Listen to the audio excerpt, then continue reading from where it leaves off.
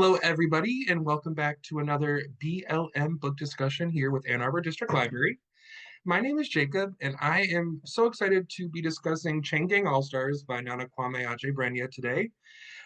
Before we get started with our discussion, how about we go around and introduce ourselves? I'm Jacob. I work on the outreach team, or the adult and senior services team. All right, who's next? My name is Marissa. I am also on the outreach team.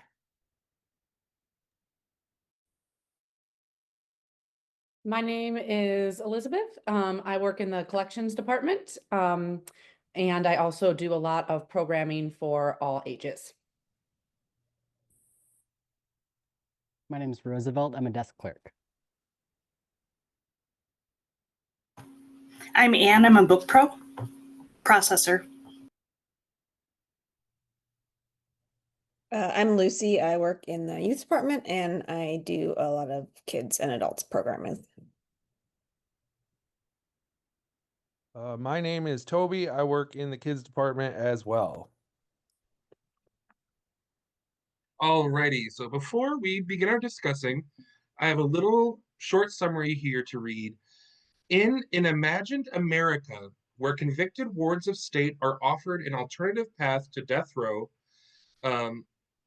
sentences, folks can participate in televised death matches. This story centers around Loretta Thurwar and Hamara Hurricane Stacker, two of CAPE's most famous combatants and partners in life in battle. That is a very short summary. There's so much more going on in this book, and I'm excited to dive in with you guys. So what was y'all's experience reading this book? I'll go first.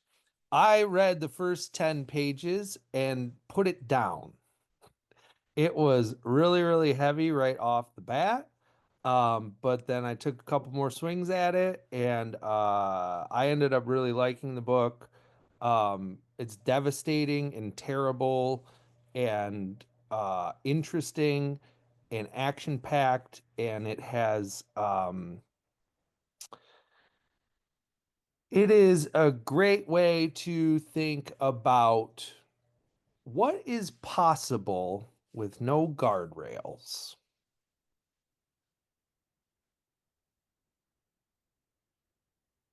Elizabeth, I think you had a similar experience to me. Well, I did, except I didn't do what you did. I really struggled with the violence in this book. I read the first 20 pages, put it down, but then Toby told me he was really getting into it, so I picked it back up. I actually personally only made it about 100 pages through this because the violence was too much for me. I just am not someone who reads that, so I'm eager to participate and hear what happens, but I actually did not complete the book because I just couldn't keep reading the violent scenes. So I thought it was really well written, what I did get to read, and it was a fascinating premise. And I liked Toby's phrasing of it very interesting to think about where things could potentially go in a different world. But for me, the violence that was and the descriptions of the fighting was just too much. So I only got 100 pages in. This book, as you both mentioned, is extremely violent. Lucy. Oh, I was gonna say it is extremely violent. Which makes it weird when I had a different experience. I've read this book 3 times. So I read it the year it came out. I read it last year and I read it for this, or I listened to it for this. And first off, in doing that, it's really interesting because each time I have read it, it's been extremely relevant to me for some of the same reasons, but some different reasons as far as what is going on in our current world, which I think is part of what makes it such a good piece of speculative fiction. It's hewing so closely to what could possibly be. And that's where I would differentiate it between a satire. I think it's taking the current society and it's kind of imagining this future in service of that society. I mean, we do have a carceral system that puts people to death. And, so and on top of that, I think one of the other reasons I love it so much is that it's a love story and that every character in this book is humanized in some way.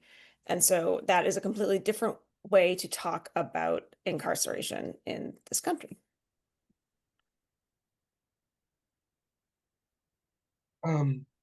So in my research preparing for this conversation, I was watching different videos and stuff, and I was surprised to see that this was one of the books selected by, you might be familiar with Reads with Jenna. So that's Jenner, Jenna Bush. I don't know her full last name. Um, Jenna Bush's book club, which she hosts on the Today Show. Um, I found that to be a surprising pick. And she said, this is especially a good book for men to read. And I couldn't figure out what that comment meant. Is it because it's violent or because what? How do you react to that? I'm still chewing on it. Well, I actually sometimes I think Jenna picks really good books, this being a fine one, but I actually think it's ridiculous when anyone says it's a good book for like men or women to read. So I have no idea what that comment means. Especially in the context of this book, like uh you know, no idea. But I just think that's a goofy thing to say in general. So it just makes me chuckle. Yeah, me too. Marissa Roosevelt, I saw you turn your mic off. Or you turn your mic on, rather. Go for it, Roosevelt. Oh, I didn't, but I'll go ahead. Yeah. Oh, I mhm. I don't know that I would call. I mean, I hesitate to gender things, but if I were to hazard a guess, I don't know. I mean, it has a lot to say about sports culture for one thing, which is a really, male-dominated space.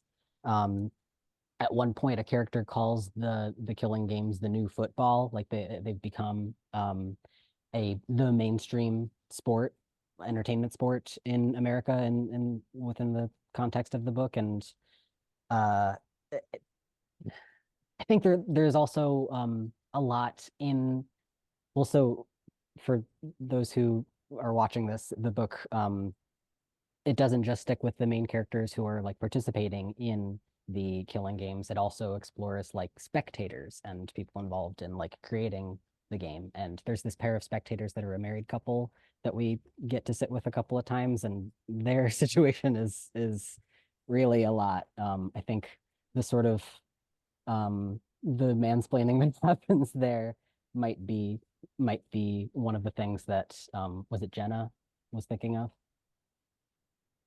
In the different perspectives is something that helps me propel through the book. Not seeing with one character, I felt like we were looking at the violence from different angles, which made it easier to read. Is there a perspective? And let's think about it. We had the executives, we had the couple that was a fan, that were fans of Chain Gang All Stars. We have the perspective of the Chain Gang All Stars themselves. We have the perspective of a daughter of a Chain Gang All Star who is now an activist to bring down the system. We have the perspective of somebody in solitary confinement and etc. Is there a perspective um, that kind of stuck to your meat the most, or that stood out to you the most when reading the book? I really liked about the doctor, actually, where it's like the flashbacks to the doctor who's working to create, she has the dream of working to like end pain, and then of course capitalism, so it's um they decide to not use it for that and instead use it for pain and control, and so she burns down her lab and is eventually in prison herself. um like that stuck with me just as like an interesting little bit of world building to like that really fleshed out the world. um yeah, that one like really stuck with me, and then also the couple I thought really fully brought the world to me in a way. um which, yeah, I mean, I agree with Roosevelt when he said the masculine, like for men, like that's why I also would assume that this, I have never heard of this Reads with Jenna, but I would assume that's why she did, because like this book weirdly radiated masculinity to me, of just like the hyper masculine sport rah-rahness of it that surrounded it, even though the central characters are the people participating in it and they're both women. It still felt very, you know,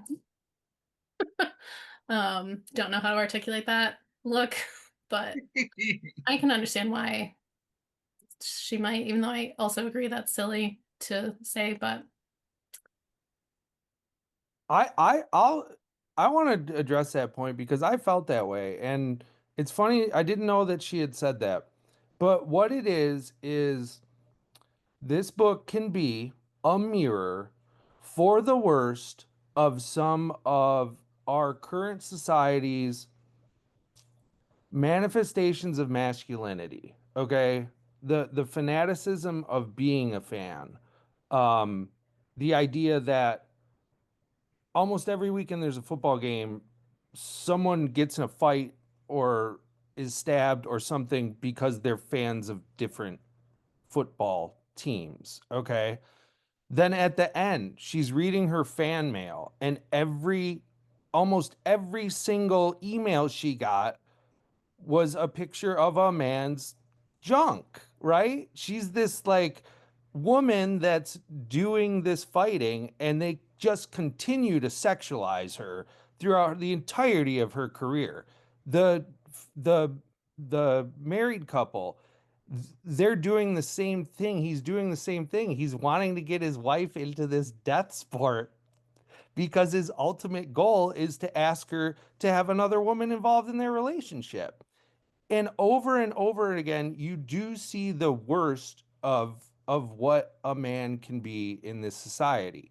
Now, just like the idea of um, fragile masculinity, you have to be able to accept what you're reading as a critique. Otherwise, it's just going to fall on deaf ears, right? And then on top of all that, I felt like one of the best descriptions of toxic masculinity was cited in here. Um, and she says, and yet from Rico seeped a plague that ruined the lives of men and all they touched. He needed to be seen as strong, menacing, powerful. He struggled against it constantly. And if that's not, if I don't know 15 people like that or have met 15 people like that, I haven't met a single one. You know what I mean? And that idea that you continually need to express yourself in that way and be taken seriously and be powerful and all that is what is the whole thing is kind of, showing with most of the male characters in there. There are some softened characters or other ones, but that as a huge sports fan, as someone I don't watch UFC or the fighting sports, but I'm a huge pro wrestling fan, and I could go on for ages about the connections between this and that, you know what I mean? And it's mostly positive, right? But yeah, I'll let someone else go ahead. Hearing you say that, Jacob. Yeah, it did. Yeah, that's to me. I get it.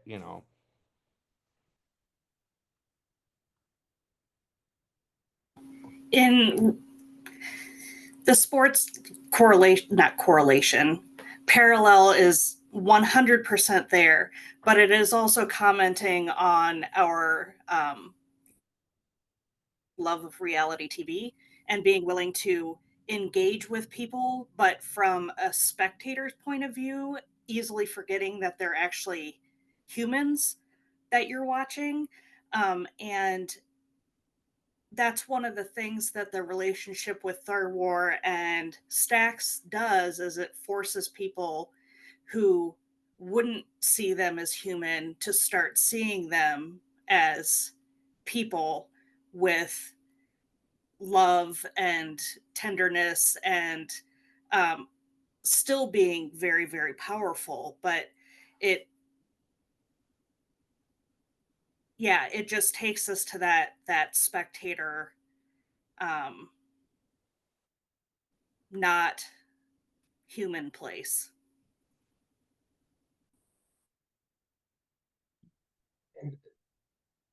Yeah, one of the ways I think it's so interesting that it does that is that it has like this, it's really two shows, right, that people can watch. They can watch what's going on in the killing space, and then they also get to see pretty constantly the lives of the people who are participating, who are in this CAPE program. And so that is really kind of a strange thing if you think about it, because they're, people get really attached to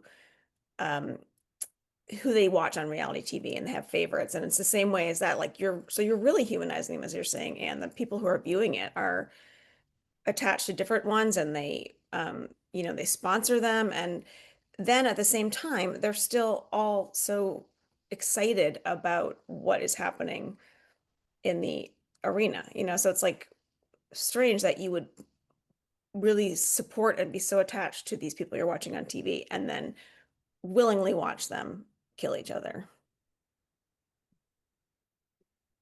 That was the part that I think, I guess I struggled to I know this was like kind of a dystopian future or dystopian society type thing, but it was so interesting to me how how much some of the fans really did seem to love and care about the fighters, but then be roaring for death, and that I understand that it's what the author is trying to say, but I just found that surprising because I was like, wait a minute, that is, it's not that far of a stretch, I guess, from some modern sports, but it is, and I was just like, I didn't get quite get that, and I didn't quite get how the minds of the spectators were supposed to be it almost made them seem really, really dumb to me, but I didn't think that was really the point. I don't know. I just kind of, then again, I only read the first 100 pages, so maybe I would understand more if I'd read more. But no, Elizabeth, that's the thing that he does so well, is he's describing this culture where these people are watching these death matches and rooting for them. And of course, as you're reading, you're saying, oh, I would never participate in this. I would never be a part of this. But as you keep reading, you don't want Loretta to die. You want her to win her fight. You know what I Right.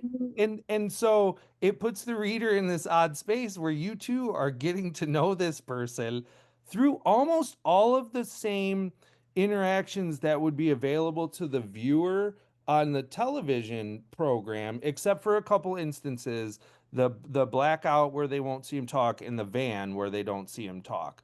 But other than that, you're pretty much watching the same thing that someone in the book would be watching, and you do find yourself rooting for certain people, you know what I mean?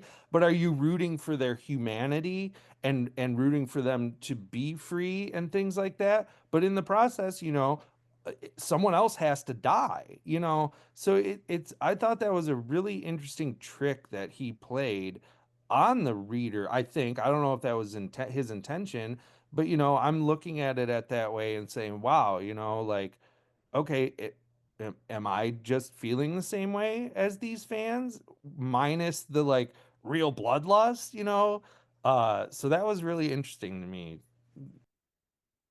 Yeah, not to sound like the guy from Gladiator, but were you not entertained?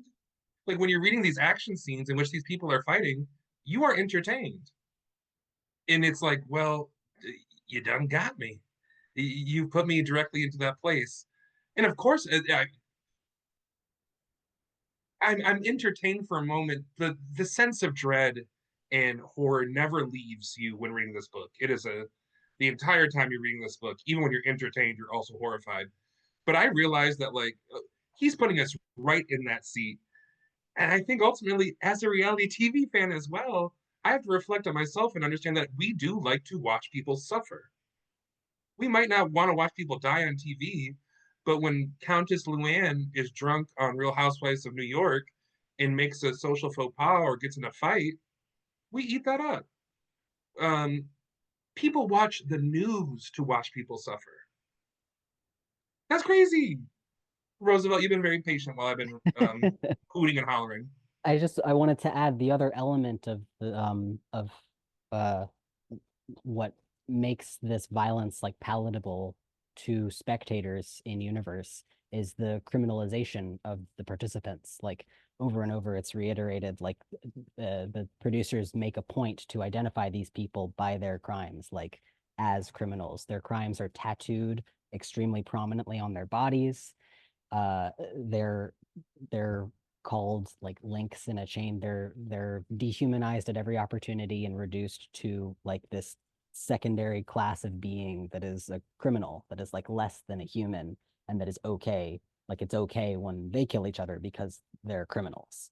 Like that's sort of a big part of the psychology the of the game.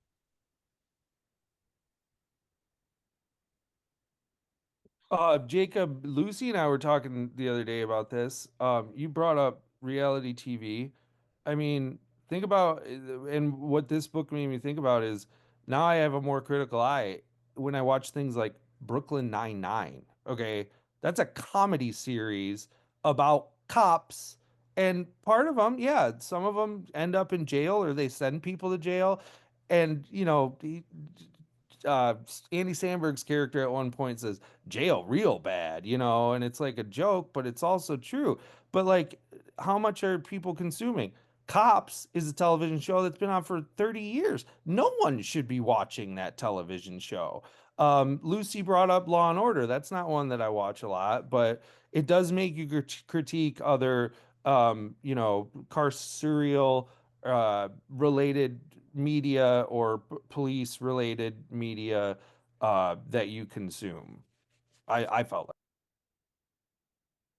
And people say Law and Order, that's my comfort show. That's what I fall asleep to. Which I get. I passively watch an episode of Law and Order and do the dishes, or I hear it in the other room. Sure. I'm not saying I'm above it. I am saying it's crazy.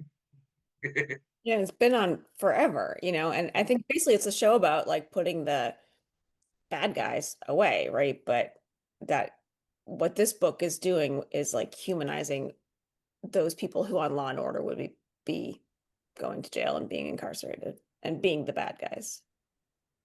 Which, and I think there's a point that I'm glad that the author made such a intentional point to also show that many of the links were innocent. Whereas, like, yeah, people watch Law and Order and Brooklyn Nine-Nine and all of this propaganda as this beautiful fantasy that our criminal justice system works, where it doesn't. And like the United States has the highest incarceration rate of any country in the world. And like, so we have all this like propaganda to make us think that it works. And here is this like very real, which like real, but this novel that's showing that like most of these people on the chain are not guilty of any real violent crime. Like one of the links said, like the first time I ever murdered anyone was in the ring, like on the field. That's or it's like they're there for drug crimes, they're there for anything. Like none of these are really violent offenders who should have any right to be here for this. And it's just another way to show how messed up the system is. I think you're so right that it's important to show like that there are many innocent people there, people whose crimes certainly did not justify what happened to them. But I think it's also important that a lot of them like did commit murder and sexual assault. Like a lot of them are like have committed violent crimes. And also they don't deserve any of this. Like a huge theme of forgiveness kept popping up for me in the book. Like this idea that like in an ideal world, people can be more than the worst thing they've ever done. Like if they're given the chance. That's it really popped out to me because that's a phrase that my spouse uses that phrase a lot. Like people are more than the worst thing they've ever done. But this book sort of appended an extra clause to that, like if you let them. And the book just sort of highlighted like, oh, we live in a system where people like primarily marginalized people, like they don't let them. Like you brand them as the one thing, and then that's what they are forever. Yeah, absolutely. Which I'm glad you said that too, because the author I know is an abolitionist, and like there's so much there to wrestle with. And even then, the protesters are getting pushback, like, "Whoa, what you want rapists on the street then?" Which it's like, okay, well, it's obviously a super complicated question, which is the current system effective? Or can we be doing better? Do we have an obligation as a community to do better? So yeah, certainly these people have done the crime. And I think it's like also important to recognize that, like, yeah, some of these people have done really messed up stuff. And also gladiator style fights to the death is also not great. You've also got the alternative that we're seeing, in which there are various types of alternative punishments being tried out, where there's one prison where nobody's allowed to speak. And if they speak, they get shocked. And then there's the guy that's in solitary, where you're not only dealing with the torture that is solitary confinement, but he's getting tortured with this influencer thing that Marissa mentioned before, that the scientist had accidentally birthed. And so you've got situations where the punishment is more brutal than, I mean, obviously all of this is about the punishment being more brutal than what brought people there, but it's sending people out worse than they were when they went in as well. Because the guy who came out of solitary had pretty much lost his entire sense of self by the time he entered this program. I also think it was interesting to me to think about how people chose to go into this, because it was a somewhat self-selecting group of people that chose to go into the games instead of just serving out their sentence until they were naturally either naturally passed or were put to death. But there's also the aspect of the potential for getting out after 3 years of doing this fighting, which to me is obviously not very many people got to that point, but just baffled my mind that the idea that you could kill your way out of jail was odd. Well, and they sign up to do that. I mean, because I think to many of these characters, that seems like a better option. I mean, it speaks to how bad the situation is already, that how the carceral system is just so punitive all around. And that's one thing that I thought was really effective in this book, which I don't always find effective in books, but in this one, I thought the footnotes that he included were, because it just was this constant reminder of, like, every one of those footnotes was real. And so it was this constant reminder of, like, this, everything in this book really could be born out of something that is occurring now or has occurred already. Those footnotes took the rug out from under me, and especially the facts about solitary confinement. Before I ask my next question, I saw a little mic get turned on. Whose mic turned on? Because now you're going to talk. Oh yeah, yep. Just Okay. real quick, yeah, about why people, people opted into this. They chose because the rest, everything else was unbearable. There was a quote at the end from Thurwar, who is like really reticent, like, to share any personal information with anybody except her partner, like, throughout the book. And then towards the end, like, one of the peripheral members of her chain asks her, like, but really, why did you sign up? And the truest answer she comes up with is, because I was in a lot of pain. That just I couldn't not reference that line. That really hit. When I realized that people are joining Chain Gang All Stars because it's no different from what they're already experiencing in prison, that's when I was like, whoa, oh my God. The footnotes, and especially the information about solitary confinement, I can say honestly changed my whole understanding of the prison system and how cruel and unusual it is. How did you guys interact with the footnotes? And is there a fact that you learned from the footnotes that has stuck with you? Or let's chat footnotes, basically.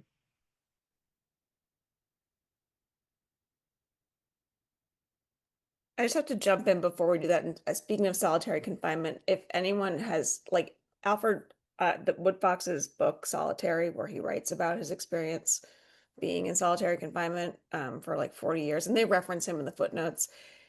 It's a hard read, but it like I recommend it just because of what you realize about the reality of solitary confinement for basically a lifetime. So anyway, that's outside of the footnotes. So I just want to piggyback too. I'm gonna admit to bias here. Earlier this year, I read Huey Newton's Revolutionary Suicide. He was the founder of the Black Panther Party, and he writes extensively about his experience in solitary confinement, not a whole lifetime worth. And as I'm reading the chapters about Simon and his experience in solitary, it immediately reminded me of the way Huey wrote about his time in solitary. And I said, oh, maybe he pulled from this. And then you read in the back that, like you said, there's like 3 or 4 other books published about people's experience in it. And so I will admit, like, oh, yeah, wow, there's a lot of people who have experienced this. It is not the uncommon thing that I might have thought it was going into it. So I don't know if that speaks to the footnotes, but I wanted to add that in.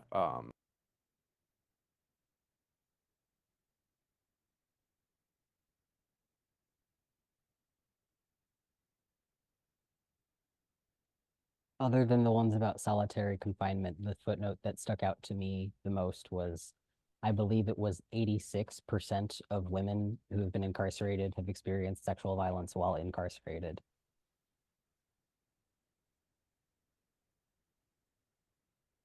Yeah, that makes me just want to sit down and cry in the bushes. Um, Holy cannoli. Um, I'm looking at all my questions here. I have too many questions. Let's see. uh, a part of the book that, like, most of this book blew me away was that everyone was like had branding. Wait, Marissa, your mic's off. Say something.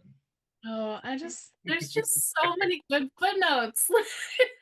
I Yeah, want lay it on us. I also want, since Lucy also mentioned this was, I don't know when, since we've already started recommending books, everybody should read The New Jim Crow, Mass Incarceration and the Age of Colorblindness by Michelle Alexander. We did one of our other book, Black Lives Matter discussions, I think it was in 2021 at this point. And I had read that in like 2020, but I've read it a few times, and that one is really good as well, just about mass incarceration and how terrible it is. So recommend that one because I also, well, there's just a lot. And then also there's several footnotes when there's in the section about the like riot that's going on, about tear gas and rubber bullets and how terrible they are. Just given other current events going on, just how the US is treating its own citizens, worth reading those, and how. In the fact that rubber bullets are not made of rubber. Well, Oh, anything bullets don't love. they're also really designed to be shot not at people, at like grounds to like bounce. Is a fun fact. Yeah, and how tear gas is banned. It's not supposed to be used on people. It's banned in war, but we regularly use it on our own citizens.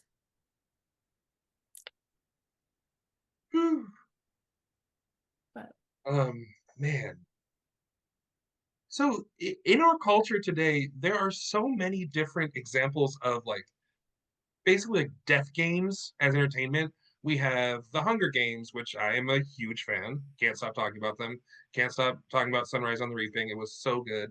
But you like Squid Game, um, Battle Royale. I'm sure there's a bevy of other young adult um, books and other series where it's kind of like this gamification of death. Why do these stories garner such a huge audience? And why do we keep on retelling them in different ways? What is at the core of that?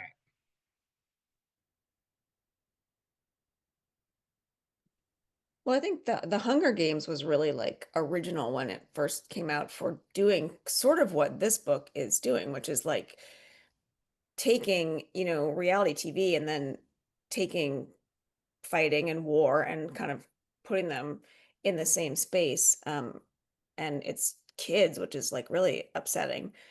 But so that seems different to me than like Squid Games, which is just, you know, people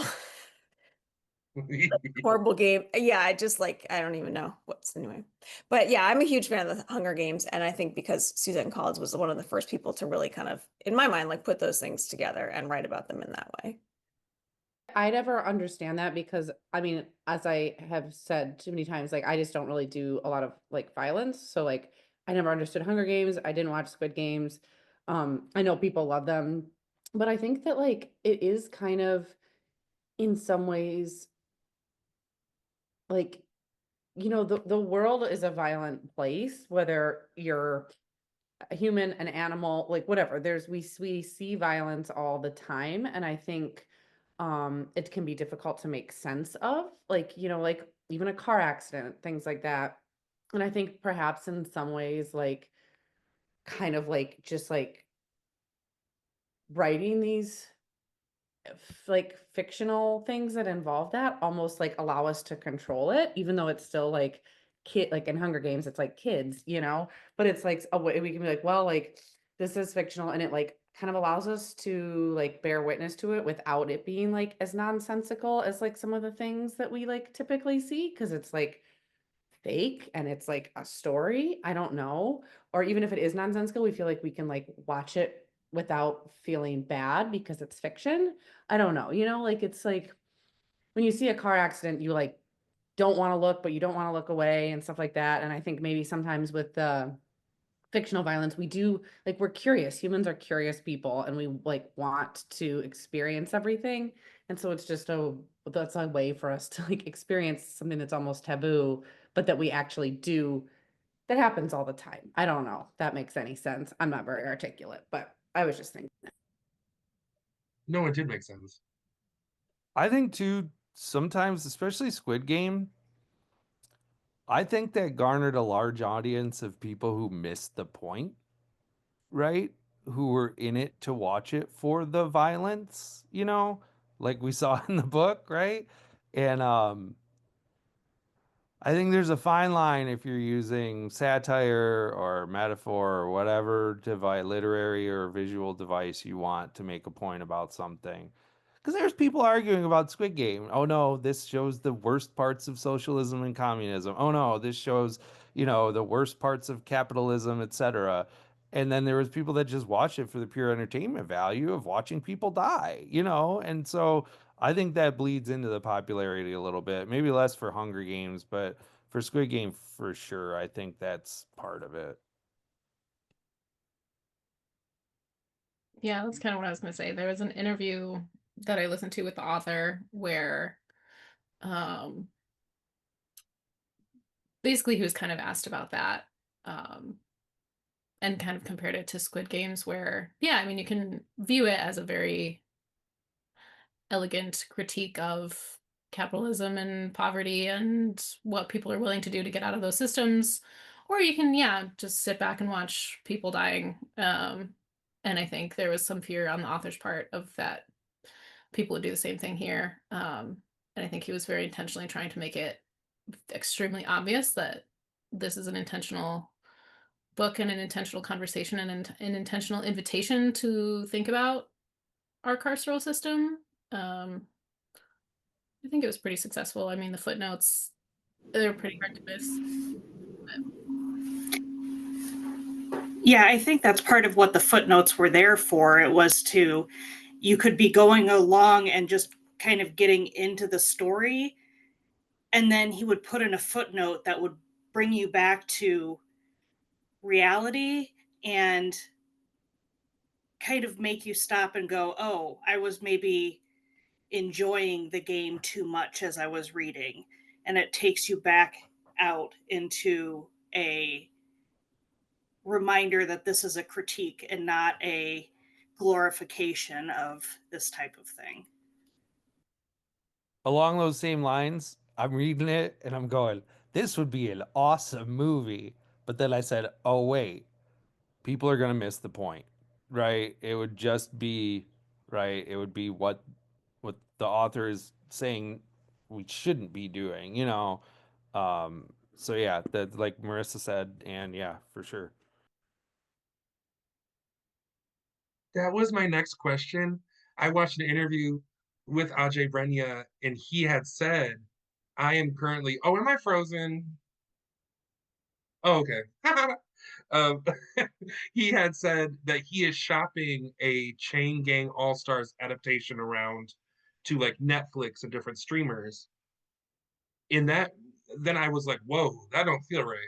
And then he goes on to say, I am the one who is doing it because I think if it was in anybody else's hands, it wouldn't be ethical.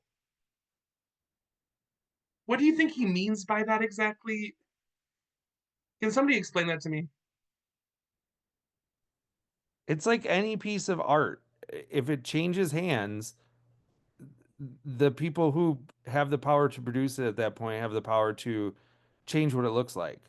And if he's going to hold it that close to himself and guard it that closely, I'm sure he would want to work with someone that would, as you're watching the movie, maybe it cuts to black and you get a footnote right in the middle of the fucking screen so that you can see that this fact or statistic is there to show you. And so putting it in the hands, like I said, of anyone else is going to change it. Putting it in the hands of the people that were described in one of the last chapters, the game masters, right? It would be the same thing. Putting this script or this idea in the hands of that group of white people saying cheers, old rich white dudes in the skybox cheersing with what they've created, you know, again, to make money, right? And that's just my guess. I'm not going to speak for him, but that was my answer to your question, Jake. It's his, as Toby said, it's his piece of his work of art, let's just say, but it also had a very clear message that he wanted to convey. And I think if he is continuing to carefully control that, then he can control the message that potential viewers might see too, right? Because like if he's like, sure, buy my thing, buy my book, adapt it, like he can't control what message might actually come across, right? And so by holding it so tight, he can still be like, no, this was the message in the book I wanted to convey, and I want the same thing, presumably, in a film or show adaptation. And I think maybe that's what he means by ethical. If he gives it away, then the message would change, which, depending on what that message turns into, could not be what he would consider ethical. I don't know. Just a thought. Yeah, I think with the content, the way it's presented is extremely important. Like if you're gonna serve up this show or movie or whatever it ends up being, where like predominantly black and brown bodies are being like bloodily killed all like in front of spectators as like a big spectacle in fiction, it's going to be really important whether that's produced by somebody who's like using this as sort of an allegory, trying to communicate something about our present system versus like a corporation is just trying to gain viewers and money. But therein lies the paradox, right? Like, no matter if it's a Netflix adaptation or a movie, whatever it's going to be, it is going to be a big spectacle. And it will be a big spectacle about how violence as a spectacle is immoral and how we're all attuned to it as we're paying to watch it. Yeah, I Literally. sort of don't think it can work. but then I'm watching those Hunger Game movies like, oh my God, when's the next one coming out? It's twisted. I want to read this. And okay, this quote put me through it. This is from Sam Sachs from the Wall Street Journal. Since the novel assails the exploitation of Black prisoners for entertainment, it cannot be freely entertaining itself, and a dampening sense of shame and reluctance permeates the scenes, which are often interrupted by footnotes dispensing sobering statistics about the prison system. Not the one in the novel, but the real one. A straightforwardly realistic novel about prisons would be infinitely more damning, though, paradoxically, it would never be selected for book clubs. I'm like, oh man, you got me. Like, ugh. Does anyone else have a reaction to that? Or it's okay if it's just me, but I'm just like, oh, dang it. Yeah. Well, I mean, I'll ask this question, Jacob, or to everyone. What things has there been media in the last quarter century that has made really impactful changes on the way we as a culture perceive particular things? Like you're saying, sure, write the novel about prisons and say as realistic as you can. It's not going to get the traction. Are there things that have been written, recorded, said in media in the last quarter century that have really made an impact on some of the most terrible aspects of our society? You know, I don't have an example. I maybe not the past 25 years, but what comes to mind is Roots, and people still watch Roots. I think Roots really kind of was an education for folks about what slavery was like, and maybe the only education they ever received about it. And that's the only thing that comes to mind. Um, And I'm just saying that because that's the line you've got to walk, right? Between this entertainment and actually making something impactful. And he might be able to do it. If I'm really glad to hear that he's being very selective about any adaptation of it. That's very important to me, and that's fantastic. I mean, I think on a personal level, though, a lot of people could consume books like this, or if a, adaptation is successful and have that be really impactful in a not in a well, not I don't want to say life-changing, but like you maybe you're on the fence about abolition and then you read this book and you're like, you know what, no. Um I am an abolitionist, or you like something like Marissa referenced the new Jim Crow. I mean, that book, because of all that was included in it, like really led me to just kind of change the way I thought about things, because it opened up my eyes to things. So like personally, on a personal level, I can see that books and shows can have make changes, but that has to happen to enough people that it's happening on a broad scale. And I can't think of a book, or I can't think of media that's done that. Like, oh, this happened in society. This law was changed. This system was changed because of this novel. I don't see that. I mean, you could also go with like more public acceptance or the way things are perceived in the broader public. Um, I'm not a historian of this, but I mean, Lady Gaga seems like her ascent kind of changed the way her pop music stardom really started to push the acceptance thing forward in the late 2000s, and then you get what you see over the next decade. It's 2016, man. It's on you. You know what I mean? Like that kind of thing. That was just a guess as it came up. But you could see it in music possibly. oh, definitely.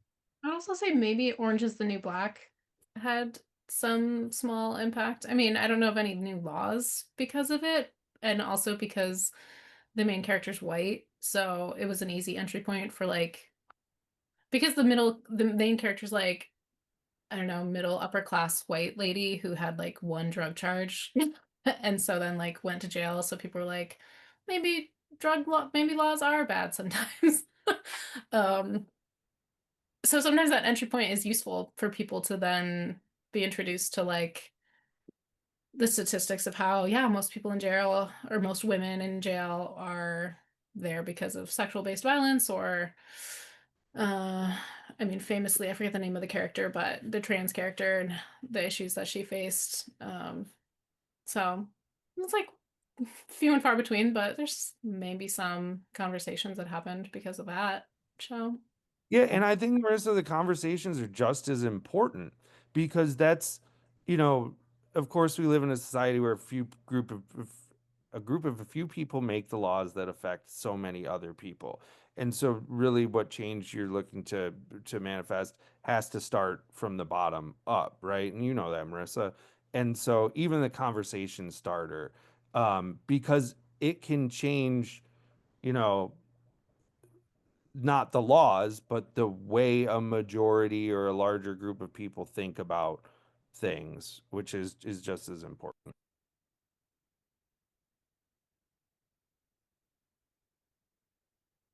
Something I'd like to touch on before we wrap up here is something so incredible about this book. Another incredible thing about this book would be its characters. I really fell in love with a lot of these characters, and these characters were so vibrant, and I could see them, and I became friends with them, or I disliked them. And I just want to give a shout out. I love Loretta so much. Oh my gosh, what an amazing character. Did anybody else have a favorite character and want to talk a little bit about why? Or maybe even talk about relationships between characters that you really related to or appreciated?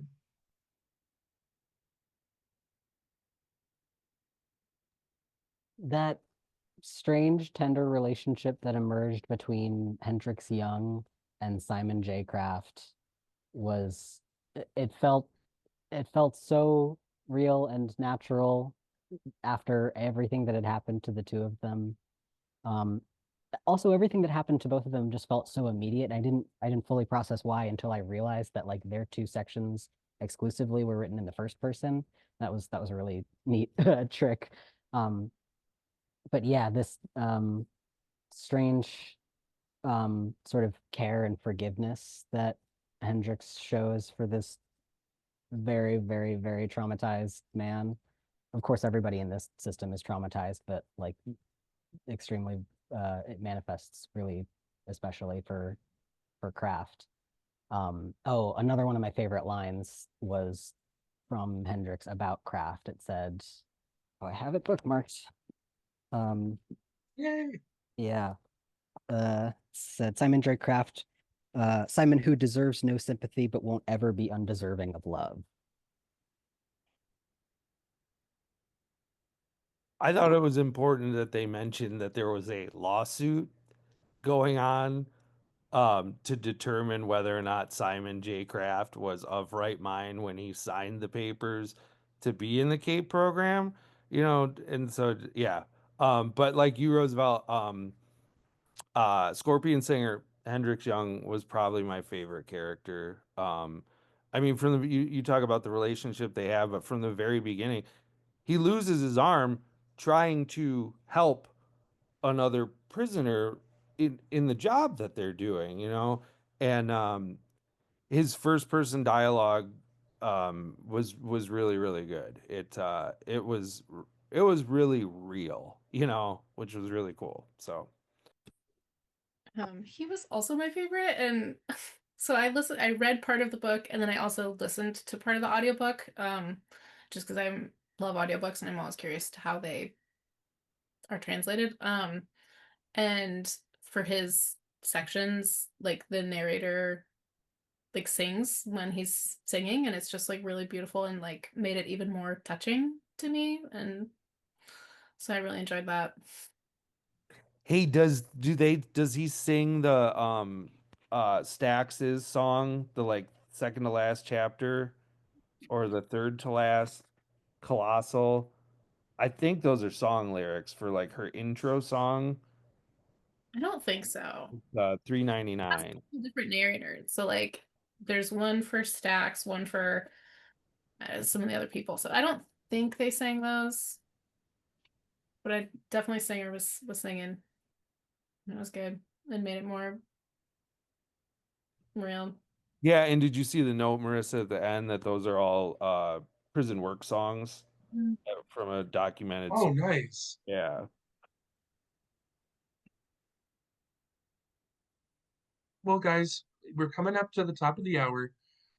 I would like to ask you, is there something that you would like to, about the book, an aspect of the book, a character, whatever it might be, that you would feel like, dang, I really wish I was able to say something about that during the discussion, but it just didn't come up. This is the forever hold your peace. I didn't say that right, but you know what I'm just talking about. Speak now or forever hold your peace. I will. Yes. Go ahead. No, you go ahead. You were so pumped. When I hit my 30s, I kind of stopped watching sports a little bit more than I had, and I started watching pro wrestling. And as I'm reading this book, I think one of the reasons I realized is that in professional wrestling, the two people or however many people that are in that ring, their main job is to take care of each other. They are telling a story through physical action, but their main job is to make sure the other people do not get hurt. And for some reason, I couldn't figure out why I gravitated to this thing that children and young teenagers love. And I think it was just everything about it made me feel better about not watching people actually try to hurt each other in a game. Okay, so Jacob, we can talk about that later, but And they do it in fun outfits. Yeah, they do. Well, they do, and that's the thing. And geez, it's a booker's dream to have the two best players in the entirety of this individual sport fight each other at the at the end, and so yeah, I don't know. It's kind of yeah. I'm grateful that something I like is the opposite of this. Yes. I wanted to plug one other book because it was one of our other book discussions from 2021 from our series. The book is called, I had to look it up because I couldn't remember, Invisible No More, Police Violence Against Black Women and Women of Color by Andrea J. Ritchie. And that was also a very tough read, but really good. So I recommend that one. And the discussion, I think, is on our YouTube if anyone wants to read that one. And also shout out to Roosevelt, because Roosevelt was the first person I heard talk about this book, Chain Gang. So shout out to Roosevelt, and shout out to Jacob for picking this book discussion. So thank you both. I definitely recommend this author's book of short stories. That was how I first heard about him. Nice. Yeah, I just wanted to quickly comment. I didn't make it through this book because, like I said, it was too much for me. And I think it might be too much for other people. Like I can think of people I would not recommend this book to because I just know they wouldn't be able to handle it.